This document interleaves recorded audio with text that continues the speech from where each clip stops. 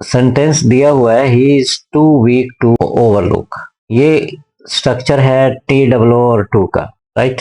ये simple sentence है देखने में, क्योंकि इसमें एक ही फाइनाइट वर्ब है is.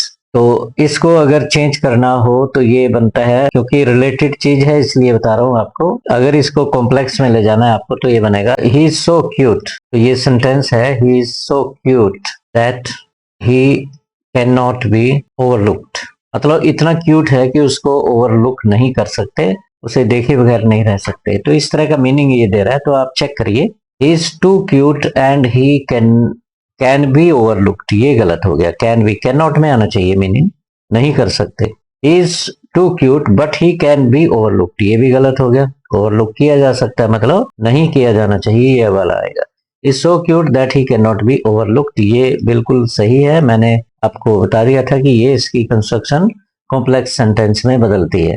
Although he is not cute but ही, ये तो ये सारे ही गलत हैं, ये वाला सही ऑप्शन था। Change the narration, narration change करनी है। जब भी आपको नरेशन का क्वेश्चन मिले तो समझ लीजिए कि पहला स्टेप ये होता है कि जो कोटेड स्पीच है, कोमाज में है, डायरेक्ट स्पीच, उसको समझना है कि किस टाइप का सेंटेंस है। क्या ये असर्टिव है, मतलब स्टेटमेंट है या नहीं है, जिसका क्या स्ट्रक्चर होता है, सब्जेक्ट प्लस वर्ब होता है और प्लस अदर वर्ड्स होते हैं, अदर वर्ड्स। तो सब्जेक्ट प्लस वर्ब से ही पता लग जाएगा। सब्जेक्ट शुरू में मिलता है तो यहाँ प्लीज, तो इसका मतलब सब्जेक्ट नहीं है, तो ये स्टेटमेंट भी नहीं है, और इंटरोगेशन नहीं है तो ये क्वेश्चन भी नहीं है, ठीक। साइन ऑफ एक्सक्लेमेशन है तो ये एक्सक्लेमेटरी भी नहीं है, स्टेटमेंट भी नहीं है क्योंकि सब्जेक्ट नहीं है, तो ये क्या हुआ, इंपेरेटिव। तो इसको कहेंगे हम this is imperative structure of the sentence, ये इंपेरेटिव हुआ। इंपेरेटिव यहाँ बता दूं आपको डिटेल में और थोड़ा सा। इंपेरेटिव जो बनते हैं तीन तरीके से बनते हैं, या तो V1 शुरू में मिलेगी,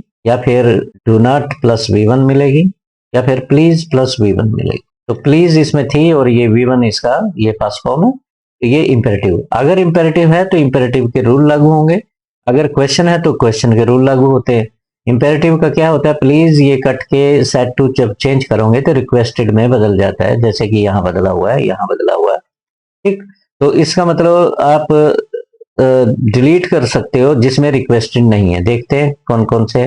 एक तो ये गया, इसमें रिक्वेस्टेड नहीं है, ये भी गया, इसमें रिक्वेस्टेड नहीं है। तो इस तरीके से आपके पास बचे दो, रिक्वेस्टेड इसमें भी है, इसमें भी है।